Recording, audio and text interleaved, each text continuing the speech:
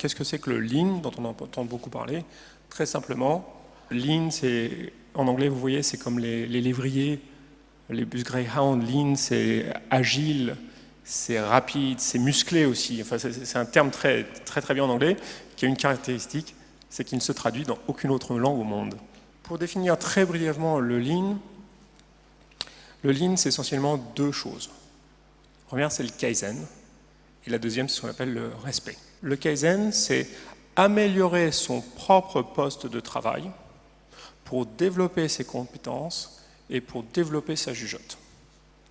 Le deuxième aspect, le respect. Le respect, ça veut dire quoi? C'est très simple, à nouveau, c'est très pratique. Ça veut dire qu'il faut prendre en compte les opinions des gens. Et la deuxième partie plus profonde, c'est les aider à réussir dans ce qu'ils font.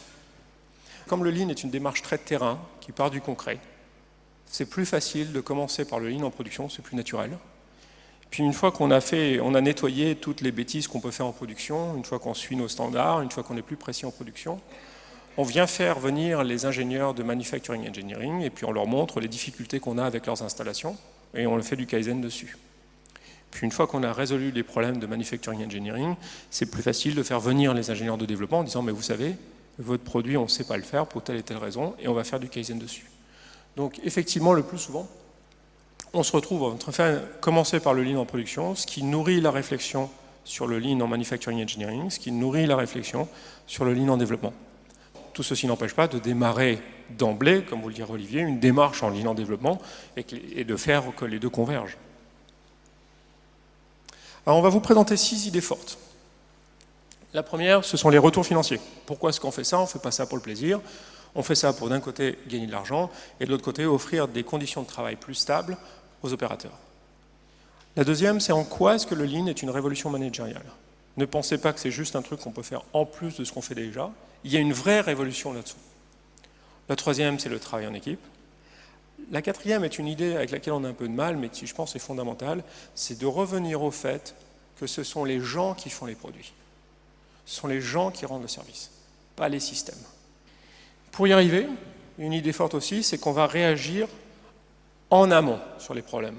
On va réagir et réfléchir, et on ne laisse pas les problèmes traîner, on essaie de les traiter au fur et à mesure qu'ils se présentent, pour une raison simple, c'est que la seule façon de vraiment comprendre la cause du problème, c'est qu'il faut être témoin quand elle se produit. Et sixièmement, on va revenir sur cette notion de respect. J'aimerais commencer par un petit paradoxe.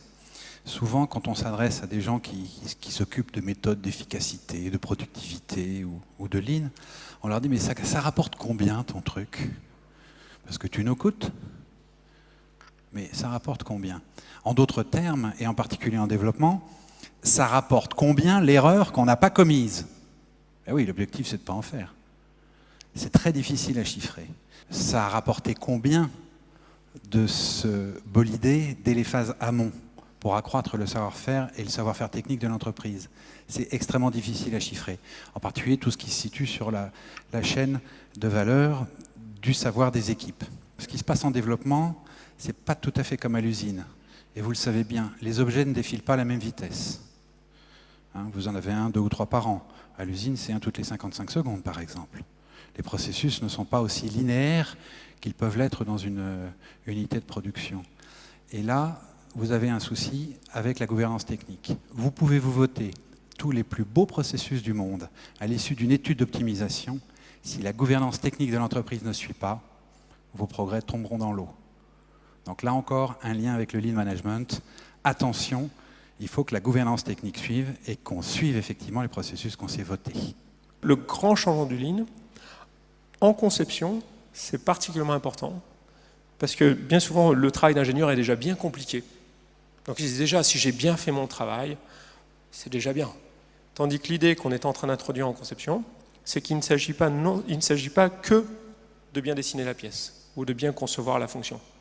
Il faut concevoir la fonction et faire un travail d'amélioration. Essentiellement, on organise 3 points. Le premier, c'est on organise des équipes stables, donc les gens travaillent toujours ensemble, avec quelqu'un qui s'appelle le team leader, qui est le leader de l'équipe. Ce n'est pas nécessairement un chef, c'est vraiment un leader de l'équipe, et auquel on construit du management visuel. Le management visuel, c'est pour leur permettre de savoir s'ils sont du bon côté de la route ou pas sans arrêt. On peut passer la ligne blanche, mais on sait qu'on est du mauvais côté de la ligne blanche. Ces équipes stables vont développer leur autonomie. Ça ne veut pas dire leur indépendance, ça veut dire leur autonomie, c'est-à-dire leur capacité à gérer tout seul les problèmes qui leur arrivent, et leur initiative. On va encourager et promouvoir les suggestions qu'ils peuvent faire. Et dans ce travail qu'on a sur l'équipe stable, en faisant des améliorations, en encourageant l'autonomie et l'initiative, on va produire de la connaissance. Dans notre terminologie, en nous, le Lean, la connaissance, ça s'appelle les standards. Les standards ne sont pas des règles. Les standards, c'est la meilleure façon de faire, pour reprendre votre formule, c'est la meilleure façon de faire à un moment donné. Et ça, on écrit ça comme un standard, de façon à ne pas réinventer l'eau tiède sans arrêt. Ce sont des équipes à taille humaine.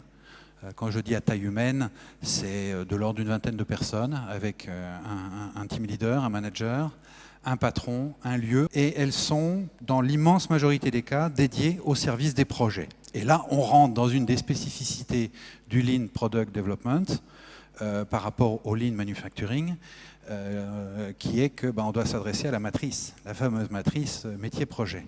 Et l'UE est à l'intersection, manifestement. Le management visuel dans les équipes de conception, que ce soit au niveau des UE, au niveau des équipes de projet, finalement, qu'est-ce que c'est? C'est une forme d'instanciation de l'endon, de la cordelette que vous avez de long des lignes de production. Il faut bien arriver à rendre visible ce qui ne l'est pas. Donc le management visuel, c'est une des formes, ce n'est pas l'unique objectif du management visuel, bien sûr, c'est une des formes qui permettent d'activer, si j'ose dire, l'endon en conception, bien sûr. Et la remontée de problèmes avec la dimension Lean Management qui va avec. Et puis, cette équipe est responsable de ses propres standards. On y insiste beaucoup. Ce sont ceux qui font leurs standards et pas des chapeaux pointus dans une tour d'ivoire quelque part. Le manager est quelqu'un qui va vous apprendre votre métier et qui va vous apprendre à le faire de mieux en mieux.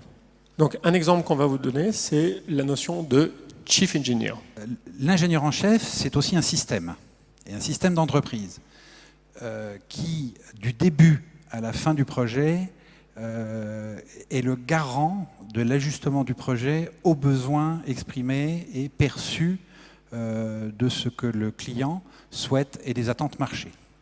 C'est une personne qui dirige le développement technique ainsi que la partie indus du véhicule ou du projet organe, bien sûr. Elle rend les arbitrages. Et ça, c'est une dimension essentielle de la notion d'ingénieur en chef. Donc ça signifie déjà en termes de gouvernance au sein de l'entreprise qu'on a affaire à des personnes qui ont les épaules très larges. Pour que ce système puisse fonctionner, il faut des équipes techniques aux compétences de premier plan et aux standards irréprochables. Il faut que les deux côtés de la matrice, l'axe projet et l'axe métier, soient naturellement parfaitement équilibrés. Une idée qui est absolument fondamentale dans le Lean, c'est réagir et réfléchir. Alors, on a tous l'impression de réagir et réfléchir dans notre job, évidemment, mais bien souvent ce qu'on fait, c'est qu'on contourne le problème. On ne sait pas le prendre là tout de suite, on le met de côté, on trouve une façon de faire avancer notre tâche ou notre métier sans avoir à résoudre le problème. Et au moment donné où il faut appuyer sur le bouton pour démarrer la production, tous les problèmes non résolus vous explosent à la figure. Donc l'idée ici, c'est que dès qu'on a un problème, on va s'arrêter tout de suite, on va commencer par protéger le client, et deuxièmement, on va réfléchir sur pourquoi est-ce qu'on a eu ce problème. C'est pas facile. Une des difficultés qu'on a, c'est que pour savoir reconnaître un problème, il faut avoir des standards clairs.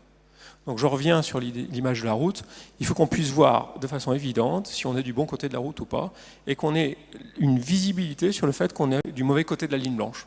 C'est pas un problème, hein. On peut conduire du mauvais côté de la ligne blanche, mais on a intérêt à faire très très attention à ce qu'on fait, parce que tôt ou tard, on va rencontrer quelqu'un. Deuxièmement, qu'est-ce que ça veut dire réfléchir ?